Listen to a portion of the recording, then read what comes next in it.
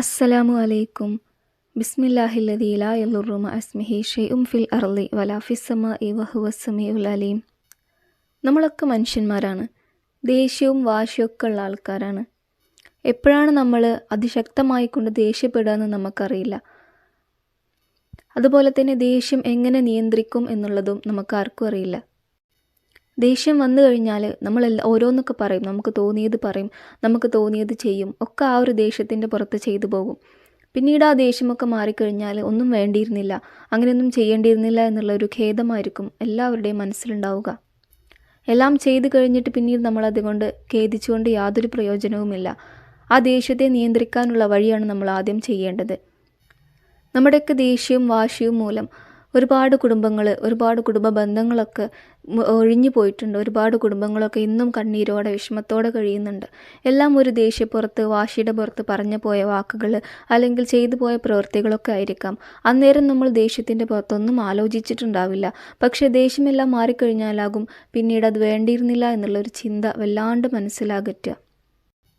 ഷെയ്ത്താന് വല്ലാണ്ട് ഇടപെടുന്നുണ്ട്. നമ്മുടെ ദേഷ്യം വരുന്ന സമയത്ത് അങ്ങനെ പറയുക അല്ലെങ്കിൽ അങ്ങനെ ചെയ്യുന്നൊക്കെ നമ്മുടെ മനസ്സിനെ വല്ലാണ്ട് ഡിസ്റ്റർബ് ആക്കുന്നുണ്ട് ഷെയ്ത്താന്. അപ്പോൾ ഷെയ്ത്താൻ്റെ ആ ഒരു ശരീരനെ തൊട്ടൊക്കെ നമുക്ക് കാവൽ ലഭിക്കാൻ വേണ്ടിയിട്ട്, ദേഷ്യം വരുമ്പോൾ നമുക്ക് ദേഷ്യത്തെ ഒന്ന് നിയന്ത്രിക്കാൻ വേണ്ടിയിട്ട്, ദേഷ്യം നമ്മുടെ കൺട്രോളിലാകാൻ വേണ്ടിയിട്ട് ഒരു ഇസ്മുണ്ട്. അല്ലാഹു തആലാൻ്റെ പരിശുദ്ധമാക്കപ്പെട്ട നാമം കൊണ്ടാണ് നമ്മൾ ഈ ഒരു കാര്യത്തിന് വേണ്ടിയിട്ട് പടച്ച റബ്ബിനോട് നമ്മൾ ചോദിക്കുന്നത്. അതായത് നമുക്ക് ദേഷ്യം വരുന്ന സമയത്ത് നമ്മൾ പടച്ച റബ്ബിൻ്റെ അസ്മാഉൽ ഹുസ്നയിൽപ്പെട്ട ഈ ഒരു ഇസ്മ നമ്മൾ ആവർത്തിക്കുകയാണെന്നുണ്ടെങ്കിൽ, ആവർത്തിച്ച് ചൊല്ലുകയാണെന്നുണ്ടെങ്കിൽ നമ്മുടെ ദേഷ്യം, എത്ര വലിയ കഠിനമായിട്ടുള്ള ദേഷ്യം നമ്മുടെ മനസ്സിലുണ്ടെങ്കിലും അത് തനിയെ പോകും. മാത്രവുമല്ല, എല്ലാവരുടെ മനസ്സിലും നമ്മോടൊരു സ്നേഹം ഉണ്ടാവുകയും ചെയ്യും. അത്തരത്തിൽ നമ്മെ സഹായിക്കുന്ന പരിശുദ്ധമാക്കപ്പെട്ട അസ്മാഉൽ ഹുസ്നയിലെ ഒരു ഇസ്മാണ് യാ റഊഫ്, കൃപ ചൊരിയുന്നവനെ എന്നാണ് ഈ ഒരു ഇസ്മിൻ്റെ അർത്ഥം വരുന്നത്. നമ്മൾ ചൊല്ലേണ്ടത് യാ റഊഫു യാ അള്ളാഹ് എന്നാണ്. കൃപ ചൊരിയുന്നവനായ അള്ളാഹുവേ എന്നാണ് അർത്ഥം വരുന്നത്.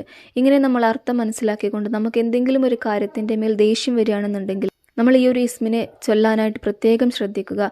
മറ്റുള്ളവരിലേക്കൊക്കെ എത്തിക്കുക. ദേഷ്യം കൊണ്ട് ആരെങ്കിലുമൊക്കെ ഓരോന്നൊക്കെ ചെയ്യുന്നുണ്ട്, അല്ലെങ്കിൽ ദേഷ്യം നിയന്ത്രിക്കാൻ കഴിയാത്ത ആരെങ്കിലുമൊക്കെ അറിയുന്നവരുണ്ടെങ്കിൽ അവർക്കും ഇതൊക്കെ ഒന്ന് പറഞ്ഞു കൊടുക്കുക.